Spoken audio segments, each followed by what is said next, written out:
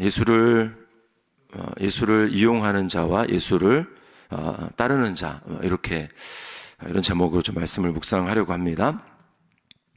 자, 먼저 인간의 계획이 아니라 하나님의 뜻이 이루어지는 것을 우리 오늘 본문 말씀을 통해서 보게 됩니다. 1절과 2절에 보면 자, 이제 예수님을 잡아 죽이려고 흉계를 꾸미는 이 종교 지도자들의 모습을 보게 됩니다. 뭐라고 합니까?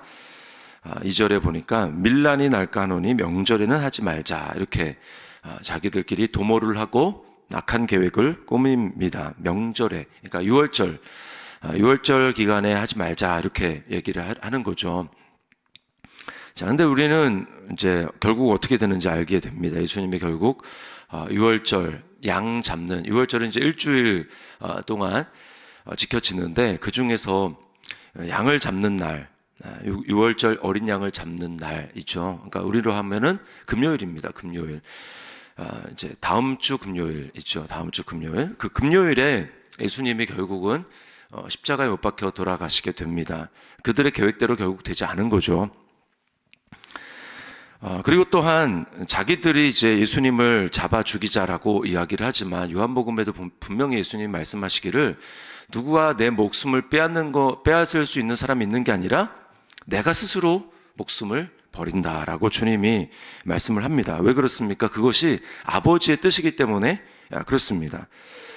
그 아버지의 뜻이고, 아버지의 뜻은 갑자기 나온 것이 아니라 구약에 기록된 그 모든 말씀들이 다 예수님의 죽음을 예언하고 있고, 그것이 아버지의 뜻이고, 그래서 예수님은 그 길을 가는 것이죠. 전국적으로 그 말씀을 이루려고 하는 예수님의 뜻이 성경 곳곳에 나타나 있습니다. 내가 만약에 내 원대로 한다면, 내가 이렇게 한다면 내게 대해서 이렇게 되리라라고 기록된 예언의 말씀이 어찌 응하겠느냐라고 주님이 말씀하는 거죠. 그러니까 주님의 그 모든 그 일생의 걸음은 그냥 자기 소원대로, 물론 주님의 소원이긴 하지만 말씀을 따라 걷는 길이었습니다. 그 한순간 한순간이 예수님에게 기록된 그 말씀을 이루는 삶이었습니다. 그러니까 그렇게 해서 주님은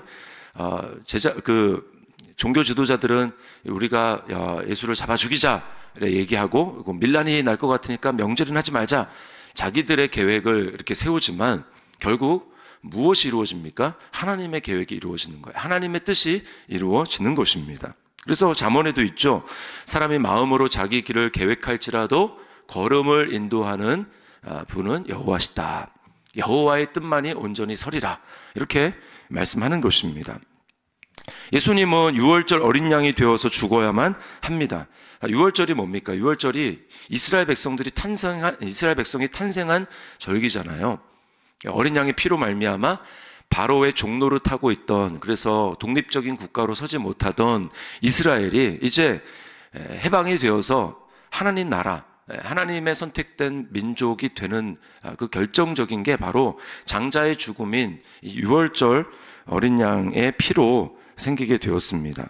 그러나 우리가 구약을 읽어봐도 알지만 이스라엘 백성들은 바로에게서는, 이집트에게서는 해방이 됐지만 그들은 죄에서 해방된 것은 아니었습니다. 여전히 그들은 죄 가운데 자신의 마음의 탐욕을 이루며 살고 우상을 섬기고 하나님을 사랑하지 않는 그런 모습을 보여줍니다. 그게 바로 죄에서 해방되지 못했다라는 거죠. 마음의 할례를 받지 못해서 그런 것입니다. 하나님이 이스라엘 백성들이 끊임없이 너희의 마음의 할례를 받아야 된다, 이게 모세가 얘기를 한 거죠. 육신의 포피를 베는 육신의 할례가 아니라 마음의 할례를 받아야 하나님의 뜻을 이루고 하나님을 사랑하게 된다라고 말하는 것입니다. 오늘 이 종교 지도자들의 모습과 그리고 10절과 11절에 가룟 유다의 모습을 통해서 우리는 예수님이 왜 죽어야만 하셨는지, 예수님이 왜 그 6월절 어린 양이 되어서 죽어야만 하셨는지를 우리는 잘 보여주고 있습니다. 우리는 깨닫게 됩니다. 죄의 권세에서 우리를 해방시키기 위해서 주님이 오신 것이죠. 예수님이 십자가에 죽으심으로, 그리고 예수의 예수를 믿음으로, 그 말은 예수의 피가 우리 마음 가운데 뿌려짐으로 말미암아 우리는 죄에서 해방이 됩니다. 구약의 짐승의 피로는 그 일이 절대로 일어날 수 없어요. 하나님의 아들의 거룩한 피가 우리 마음 가운데 뿌려지게 될 때 비로소 하나님은 실제적으로 그게 상징적인 뜻으로 그냥 내가 봐줄게가 아니라 실제로 우리의 죄가 깨끗함을 받고 씻어지게 되는 것입니다. 예수의 피밖에 없습니다. 예수의 피가 깨끗이 씻어진 이유는 더 나아가서 우리에게 하나님의 영이 임하도록 하는 것입니다. 우리가 하나님과 떨어져 내 힘으로 살아가고 내 애를 막 쓰므로 살아가는 것이 아니라 우리 안에 그리스도 영이, 하나님의 영이 부어져서 우리 하나님의 영의 인도하심을 따라서 살아가도록 하나님 만드신 거죠. 로마서 8장 1절과 2절에 그러므로 누구든지 그리스도 예수 안에 있는 자에게는 결코 정죄함이 없나니 이는 그리스도 예수 안에 있는 생명의 성령의 법이 성령의 법, 성령의 법이 죄와 사망의 법에서 너희를 해방하였습니다. 이렇게 말씀을 합니다. 우리가 그런 존재인 거죠. 그래서 주님이 인간의 계획대로 되지 않고 하나님의 뜻대로 되어지는 이 삶을 보여주는 것입니다. 그러므로 이제 우리가 이 1, 2절 말씀을 통해서 우리가 이제 생각해야 될 것은 무엇입니까? 그리스도 영이 내 안에 계시니까 이제 나도 하나님의 뜻을 따라 하나님의 뜻을 이루는 삶을 살아야죠. 내 삶이 왜 우리가 말씀을 봅니까? 말씀 보라고 해서 보는 게 아니고 예수님처럼 이제는 내가 작은 그리스도가 되어서 내 삶 가운데 내가 처한 현실 가운데 여기서 하나님의 뜻이 이루어지는 건 뭘까?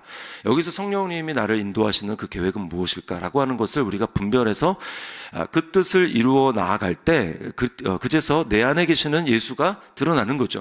내 안에 계시는 예수 그리스도 영이 드러나는 것입니다. 우리는 그러라고 구원받은 거예요. 내가 죄 용서받고 이제 뭐 구원의 확신을 누리면서 내 마음대로 살라고 하나님이 부르신 것이 아니고 내 삶 가운데 예수님처럼 이제는 하나님의 뜻을 이루는 하나님의 뜻이 나의 삶을 통해서 이루어지는 인간의 관계 가운데 가정 안에서 자녀들을 대하는 모습에서 남편을 대하는 모습에서 배우자를 대하는 모습 속에서 또 일을 하는 모습 속에서 또 성도들끼리 교제하는 그 모습 속에서 모든 순간들에서 하나님의 뜻이 나를 통해 이루어지도록 하기 위해서 하나님의 영광이 드러나도록 하는 것에서 먹든지 마시든지 무엇을 하든지 다 하나님의 영광을 하도록 하기 위해서 우리는 구원받은 것입니다. 그 구원받은 자의 삶을 보여주는 것이 이제 종교 지도자들과 가룟 유다와 다르게 3절부터 9절까지가 바로 이 시몬에서 나병 환자 시몬의 집에서 한 여자 나오는데 뭐 어떤 성경에서는 막달라 마리아라고도 하고 뭐 누가 됐든지 좋습니다. 어쨌든 이 삶이 중요한 거죠. 이런 삶이 중요한 겁니다. 내 삶으로 구원에 감격하고 감사하며 하나님의 뜻을 따라 살아가는 삶이에요. 우리는 너무 큰 은혜를 받았기 때문에 보답을 할 수가 없습니다. 평생 보답을 할 수 없죠. 그러나 우리는 은혜 받은 자로서 우리는 그 표현을 하며 살 수 있습니다. 감격하고 감사하고 찬송할 수는 있죠. 그래서 복음성가 가사에도 다 표현 못해도 나 표현하리라. 다 고백 못해도 나 고백하리라. 다 알 수 없어도 나 알아가리라. 뭐를요? 그 사랑을, 그 은혜를. 다 담지 못해도 나 닮아가리라. 끊임없이 우리가 우리 안에 계시는 성령께서 인도하시는 대로 믿음으로 반응할 뿐만 아니라 예수님을 끊임없이 닮아가는 거죠. 신앙의 성장과 성숙은 구원의 크기, 은혜의 크기, 사랑의 크기가 얼마나 큰 것인지를 알고 감격해가는 그 과정입니다. 이것이 바로 성령님이 하시는 일이에요. 그래서 우리의 입은 점점 크게 벌려져야 됩니다. 예전에는 은혜가 이 정도인 줄 알았는데 더 크네. 은혜가 이 정도인 줄 알았는데 하나님의 사랑이 이 정도인 줄 알았는데 더 크네. 점점 입의 크기가 벌어지는 거예요. 어떨 때 그렇게 됩니까? 하나님의 은혜로 말미암아 내가 이 가룟 유다의 모습과 다르지 않는 본질상 이런 존재구나라고 하는 것을 우리가 깨닫게 될 때 거기에 부어지는 그 하나님의 놀라운 은혜, 골짜기가 깊으면 깊을수록 그 골짜기를 메우는 물의 양이 커지는 것처럼 내가 얼마나 죄인인지 더 깊이 깨달으면 깨달을수록 그거를 다 덮을 수 있는 하나님의 은혜는 더 커지는 겁니다. 그래서 죄인임을 깨닫는 것, 내가 얼마나 하나님 앞에 정말 예수님이 없으면 답이 없는 존재인가라고 하는 것을 더 깊이 깨달을수록 그런 나를 구원하시고 용납해 주신 하나님의 은혜는 얼마나 큰가라고 하는 것을 깨닫는 것이죠. 성령님이 하시는 역사가 바로 이것입니다. 내가 얼마나 놀라운 은혜와 사랑을 받은 존재인가라고 하는 것을 깨닫고 날마다 눈을 뜨는 순간부터 밤에 잠드는 순간까지 하나님 앞에 감사하고 감격하고 찬양하는 거죠. 우리가 이걸 위해서 기도해야 합니다.